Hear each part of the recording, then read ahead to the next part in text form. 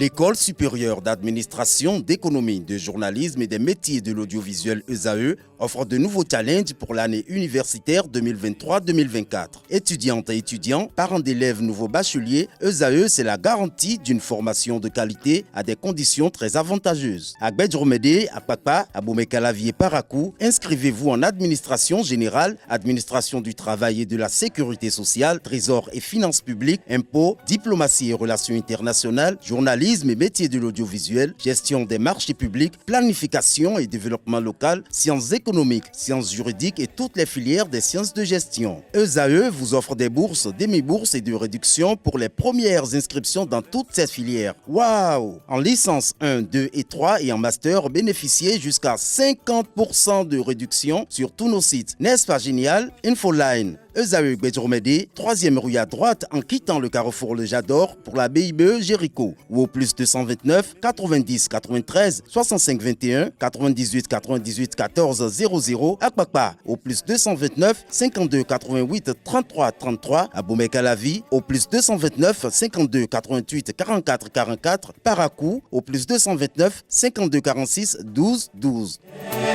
ESAE, l'excellence à un an. Bonjour à vous, Atifa Olafa, chers amis internautes, bonjour. L'informateur titre ce matin en manchette, deuxième trimestre de l'année scolaire et académique 2023-2024. 3 ministres font le point. Il s'agit des ministres des 3 ordres de l'enseignement, à savoir Éléonore Yaïla Descamps de l'enseignement supérieur, de la recherche scientifique, celui en charge des enseignements maternels et primaires, Saliman Karimo, et puis Yves Chabikouaro en charge de l'enseignement secondaire technique et de la formation professionnelle. Retrouvez leurs points effectués à la page 3 de la livraison de ce matin. On peut lire également à la une de l'informateur de ce matin, mise en œuvre de projets d'envergure à Cotonou, le maire de la ville, Luc Setondiatropo, déjà en action. Retrouvez des précisions sur les différentes actions menées sur le terrain dans les colonnes de la parution de ce matin du confrère qui propose également comme titre ce matin à sa une, dossier bastonnade de civil à Natitengu, nouvelle date pour le procès. Polémique au sujet des infractions au code de la route, passe d'armes entre le directeur général de la police républicaine Yaya et le député Gounou. Retrouvez les avis contradictoires aux pages 4 et 5. Toujours à la une de l'informateur de ce matin, journal école, cybersécurité, des jeunes filles formées, une invite ainsi à découvrir dans les colonnes de sa parution les productions journalistiques des étudiants en formation sur les différents campus de l'ESAE, l'école supérieure d'administration, d'économie, de journalisme et des métiers de l'audiovisuel. La Nation s'intéresse ce matin au financement de la recherche agricole. De nouvelles approches envisagées, nous apprend la une de ce matin du journal. Répression pour non-port de casque, des actes d'apaisement posés, fait observer ce matin la Nation. Fraternité en manchette, ressources financières allouées aux partis politiques.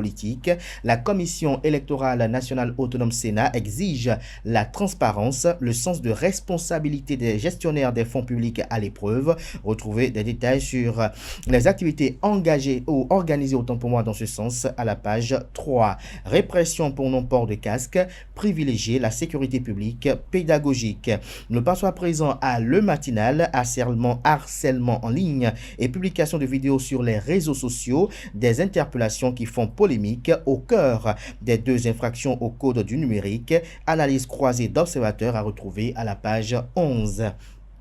Élevage des larves de mouches soldats noirs au lycée technique agricole KDK, les apprenants formés sur la technologie de production de masse. Matin libre ce matin en manchette, qualité des services publics de base, les référentiels d'évaluation au cœur d'une conférence publique.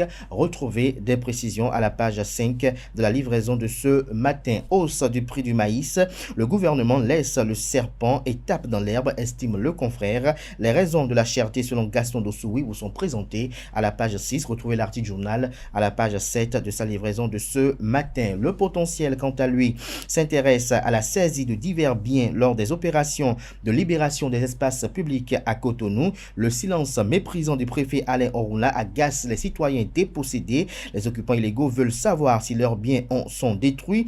Patrice Talon pour contraindre l'avocat préfet à rendre des comptes. Toujours à la une de Le Potentiel de ce matin, après une mobilisation injections conséquentes de ressources pour le développement de la ville de Cotonou. Le maire Luc Setondia Tropo annonce de grands chantiers. Les agents CIMO, CIRAT et Assises mobilisés pour conduire les travaux. Excès de zèle dans la répression contre les infractions au code de la route, c'est officiel. 3 policiers zélés écopent de 60 jours d'arrêt de rigueur. Nom, prénom, commissariat des mises en cause et lieu de détention des agents concernés à retrouver dans les colonnes de la page ce matin du confrère. Réseau des femmes parlementaires de la francophonie, Porto Novo accueille les travaux, nous apprend le révélateur du jour. Nous passons à présent à Bénin Intelligent, élection présidentielle de 2026.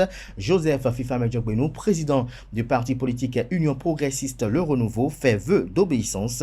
Retrouvez le point de sa sortie médiatique du mercredi dernier dans les colonnes de la page ce matin du confrère.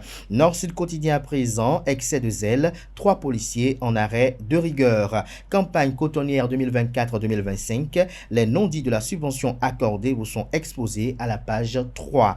L'événement précis, réunion au parti Bloc républicain, Ablé Biotiani rencontre son bureau politique ce samedi. Les attentes vous sont exposées à la page 7. Campagne agricole 2024-2025, plus de 24 milliards débloqués pour la cession des engrais. Les prix de cession des insecticides, herbicides et du coton-graine fixés. Wilfried Léandre Humbedji, porte-parole du gouvernement, rassure de la disponibilité des produits sur le marché. Le grand jury à présent, répression des infractions au code de la route. Claudine Afiavi-Prudencio invite les policiers et les populations à coopérer. Attaque terroriste au poste douanier de Malanville au Bénin, 3 morts dont un militaire. Condoléances et compassion à la douleur des familles éplorées des colonels Bléo Arossi, directeur régional des douanes Borgo-Alibori, Rodrigue Alofa, chef service régional de lutte contre la fraude Borgo-Alibori et tous leurs éléments. Retrouvez des précisions sur cet article que propose ce matin le grand jury à ses lecteurs à la page 3 de sa livraison de ce matin. Nous passons à présent au quotidien Les 4 vérités. Répression des infractions au code de la route, pour non-respect, au code de la route.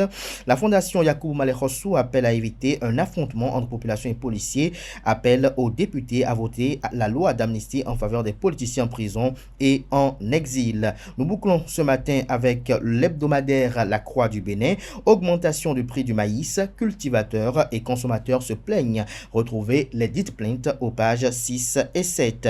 Toujours à la une de l'hebdomadaire catholique La Croix du Bénin, crise dans le football camerounais. Marc Brise s'installe dans l'imbroglio. Africanité et christianisme, lancement de la pièce théâtrale jusqu'aux enfers. Des précisions à la page 12 de la page ce matin du quotidien de l'hebdomadaire autant pour moi La Croix du Bénin. Dernier titre à la une de La Croix du Bénin de ce matin, appelé à semer l'espérance et à construire la paix. Message du pape François à l'occasion de la 61e journée de prière pour les vocations, lequel message est publié à la page 10. Ce sera tout pour la une des journaux. Merci à vous, Atifa Olafa.